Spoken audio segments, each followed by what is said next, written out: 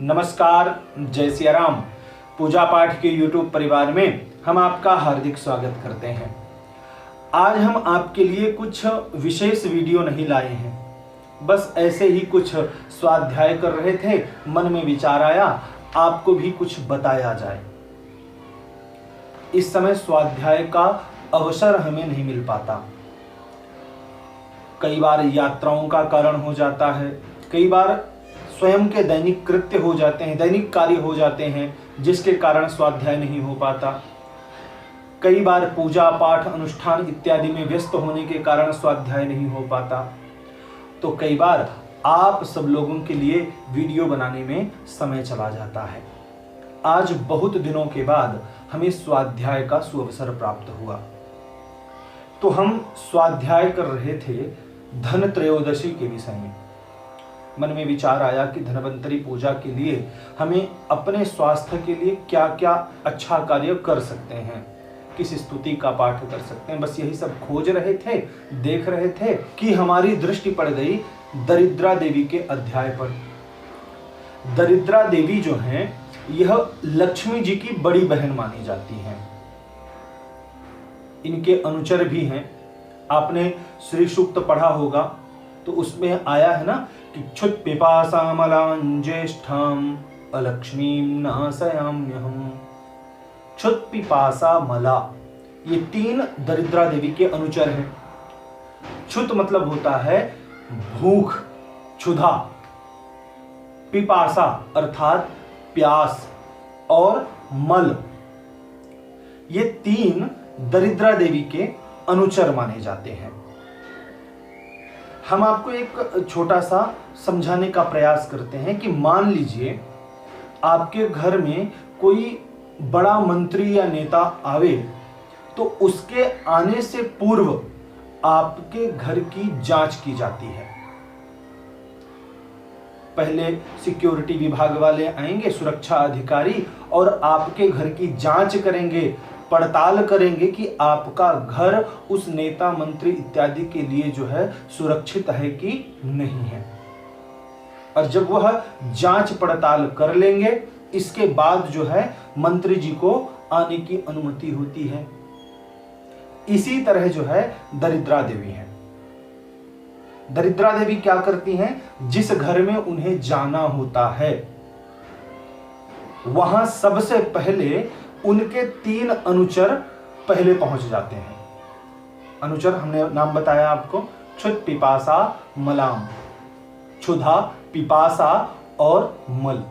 जब दरिद्रा देवी आती हैं, तब सबसे पहले उनका पहला अनुचर आता है क्षुधा। सबसे पहले अकारण भूख लगने लगती है। भूख मात्र अन्न की नहीं होती, भूख जो है अधिक सम्मान की होती है, अधिक धन की होती है। इस तरह से हर उस साधन पर क्षुधा लग जाती है जिससे आपका कल्याण ना हो। जैसे धन साधन हो गया हमारा, धर्म कमाने के लिए, दान पुण्य करने के लिए, अनुष्ठान इत्यादि करने के लिए, उसी तरह काम हमारा साधन हो गया संतान प्राप्त करने के लिए। इसी तरह सम्मान साधन हो गया समाज में अपने आप को सुव्यवस्थित बनाने के लिए। तो यहां पहले क्षुधा प्रवेश करेगी, और क्षुधा क्या करेगी? भूख बढ़ा देगी। सम्मान का भूख बढ़ा, घमंड आना आरंभ हो जाएगा। धन बढ़ा, वहां भी आपको अहंकार आ जाएगा। और जैसे ही काम वासना में आपका मन लगा, नष्टे भ्रष्टे, सब कुछ नष्ट भ्रष्ट हो जाना है। तो यहां दरिद्रता क्षुधा से आ गई। पिपासा, इसी तरह से संसारोपयोगी जो कार्य होते हैं, जो साधन होते हैं, उनकी पिपासा भी बढ़ती है, प्यास बढ़ती है, उनको पाने की लालसा बढ़ती है। वहां से भी दरिद्रता आती है। इसीलिए शास्त्र कहते हैं अति सर्वत्र वर्जयेत। किसी भी कार्य में अधिकता नहीं होनी चाहिए, समता का होना अति आवश्यक है। जब तक समभाव नहीं होगा, समानता नहीं होगी, तब तक जो है दरिद्रता आपसे दूर नहीं जाएगी। तीसरे अनुचर हैं मल, मल आएगा। जैसे उदर में जो है मलावरोध होता है, मलावरोध होने के कारण कई प्रकार के रोग आ जाते हैं शरीर में।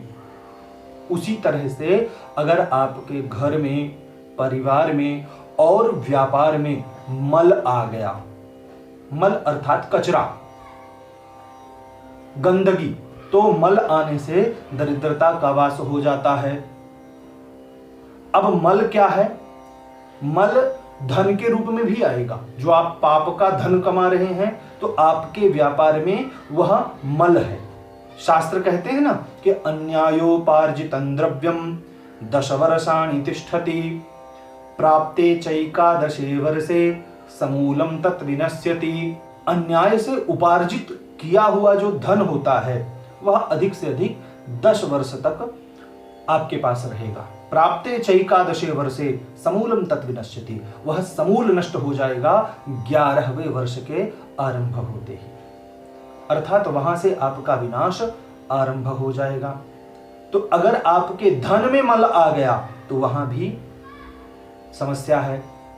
परिवार में मल, अगर आप जो है अपने ही परिवार के जनों के विषय में मन में कुभाव लाएंगे तो आपसी मतभेद आरंभ हो जाएगा, वैचारिक मतभेद आरंभ हो जाएगा और वहीं से गृह क्लेश आएगा, वहीं से कलह आ जाएगा, और ये सब दरिद्रता के लक्षण हैं। तो अपने परिवार व्यापार में भी जो है मल का प्रवेश ना हो, इस बात का हमें ध्यान रखना चाहिए। तो ये 3 अनुचर होते हैं दरिद्रा देवी के, क्षुधा, पिपासा और मल। ये जो घर में जाला वगैरह लग जाता है, घर में आपने फूटे बर्तन रखे हुए हैं, टूटा कांच पड़ा हुआ है, बंद घड़ी पड़ी हुई है आपके घर में, टूटा फूटा फर्नीचर पड़ा हुआ है, ऐसे ही रद्दी कागज ढेर सारा पड़ा हुआ है, तो ये सब जो है घर का मल है, इसे निकालना अति आवश्यक है। तो जब दरिद्रता आपके घर से बाहर हो जाएंगी तभी तो आप लक्ष्मी जी का पूजन करेंगे। देवासुर संग्राम की कथा है कि जब समुद्र मंथन हो रहा था, उस समुद्र मंथन के समय शरद पौर्णिमा के दिन चंद्र की उत्पत्ति हुई। मंथन से चंद्र निकला, इसलिए वह तिथि शरद पूर्णिमा के नाम से जानी जाती है। वह चंद्र उत्पत्ति का दिन है। द्वादशी के दिन, जिसे हम बसुवारस कहते हैं, उसका शुद्ध नाम जो है गोवत्स द्वादशी है। उस दिन कामधेनु समुद्र से प्रकट हुई थी। त्रयोदशी के दिन धनवंतरी भगवान अमृत कुंभ लेकर प्रकट हुए थे, और अमावस्या के दिन मां भगवती लक्ष्मी अपने हाथों में वरमाला लिए प्रकट हुई थी। तो इसलिए जो है पहले हम गोवत्स द्वादशी गाय का पूजन करते हैं। शास्त्र कहते हैं कि उस दिन गाय का पूजन करें। अगर पूजन संभव ना हो पाए तो गाय के पीछे पीछे चलना चाहिए, गो अनुकरण करना चाहिए, गाय का अनुकरण करना चाहिए। उसके खुर के माध्यम से जो धूल उड़ती है और हमारे शरीर पर लगती है, उस रज से, उस धूलि से हमारे शरीर के पाप ताप संताप नष्ट हो जाते हैं। गाय का पूजन करने के बाद धनवंतरी भगवान का पूजन करना चाहिए। धनवंतरी अर्थात आरोग्य के देवता, यह भगवान विष्णु के अंशावतार ही हैं। यही अपने हाथों में अमृत कुंभ लेकर के बाहर आए थे। इन्होंने ही जो है संसार को मंत्र और तंत्र के माध्यम से रोगों के निदान का उपाय बतलाया था। जी हाँ, औषधि तो है ही, औषधि के साथ साथ मंत्र और तंत्र का प्रयोग हम रोग निदान के लिए कर सकते हैं। ये धनवंतरी भगवान की ही कृपा है। धन्वंतरी में जो धनु शब्द है, उस धनु का अर्थ जो है रोग ही होता है। ध से धन, ध से धैर्य, जो धन और धैर्य का अंत करे, ऐसे रोग के जो अरी हैं वो धन्वंतरी है। जब आपके शरीर में बीमारी आती है तब जो है सबसे पहले आपका धैर्य जाता है, मनुष्य डर जाता है। कोई भी बीमारी हो, किसी भी प्रकार की बीमारी हो, एक आंख में अगर कुछ भी कांटा लग गया तो मन में तुरंत अब आंख खराब हो जाएगी, कान में कुछ विकार आ गया, कान खराब हो जाएगा। कई लोग ऐसे हैं जो धन्वंतरी भगवान को आयु और आरोग्य का देवता मानते ही नहीं हैं। उन्हें तो यह लगता है कि जो धन त्रयोदशी है, यह धन्वंतरी पूजन इसलिए किया जाता है ताकि हमको धन मिले, परंतु ऐसा नहीं है। शास्त्र कहते हैं कि धन्वंतरी भगवान का स्मरण मात्र कर लेने से रोग का निदान होता है। तो सोचिए, जिनके नाम स्मरण से रोग का निदान होता हो, वह धन के देवता कहां से हो गए? वह धन के देवता नहीं, वह तो आपके औषधि के देवता हैं। इसलिए धन्वंतरी पूजन के निमित्त सदैव औषधियों का पूजन करना चाहिए। आपके घर में मुलैठी है, लौंग है, इलायची है, जल है, दूध है, दही है, गुड़ है, हल्दी है, इन सबको आप एक साथ रख लीजिए और इसमें जो है धन्वंतरी भगवान का स्मरण करके पूजन कीजिए, क्योंकि यह सब जो हैं दिव्याति दिव्य औषधि हैं। आपका जो घर है, आपकी जो रसोई है, अन्नपूर्णा है, उस अन्नपूर्णा के स्थान पे जो है धन्वंतरी भगवान का स्थान है। वहीं सबसे अधिक जो है आपको औषधियां प्राप्त हो जाएंगी। जलानाम परमौषधम, जल सबसे बड़ी औषधि मानी जाती है। दूध कई रोगों का निदान करती है।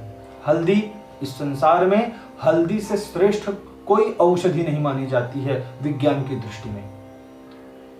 घी किसी भी रोग को निवारण करने के लिए, यहां तक कि मोटापा कम करने के लिए भी घी का प्रयोग किया जाता है।